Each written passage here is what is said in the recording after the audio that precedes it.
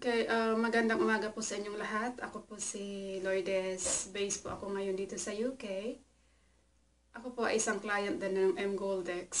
Actually, 8 months na po akong client, no? Ngayon, aware po kami sa mga naglalabas ng issue ngayon, lalong-lalo na po sa Pilipinas. Yung lumabas po na advisory galing po sa Securities and Exchange Commission na ang mGoldex po ay isang scam, okay? Ngayong araw, tamang-tama din po para mapatunayan po namin sa inyo na kami po ay legal at mayroon po kaming produkto. Okay, ngayong araw, February 16, 2015, alas 12 pa lang po dito sa UK ngayon.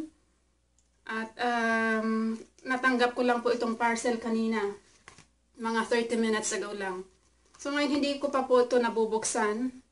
Napagpasyan ko pong wag munang buksan at i-video po ito para magkaliwanagan po tayong lahat na kami po ay may produkto talaga.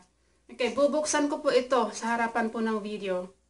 Okay, ito po ay galing mismo sa mGoldex office sa Germany. Ito po ang address. Okay, address ko po yan dito sa UK.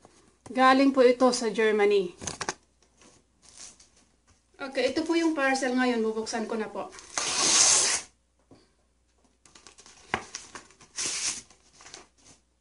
Okay, yan po.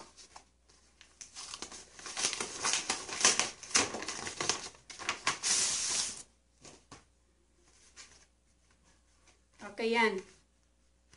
Ito po ang laman ng parcel, okay.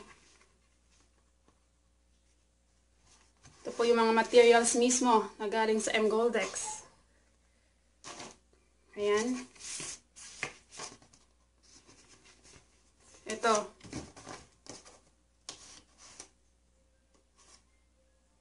Ito po.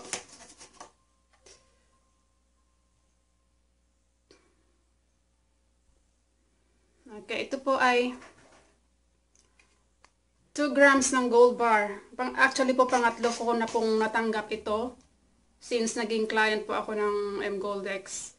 Kaya lang po nagiging pera sa Pilipinas, hindi po nila kinukuhang gold dahil hindi pa nga po saklaw ng mGoldex ang Pilipinas na magpadala. Hindi pa po nila inaalaw na ipaship ang gold sa Pilipinas. Dito po sa Europe, legal po ito.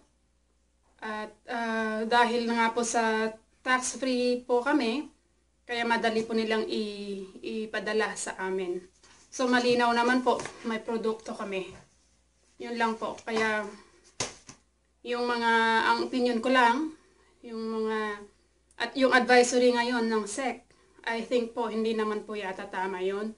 Nasabihin po nilang scam. Dahil po kami ay gumagawa rin ng mga activities dito ngayon sa UK na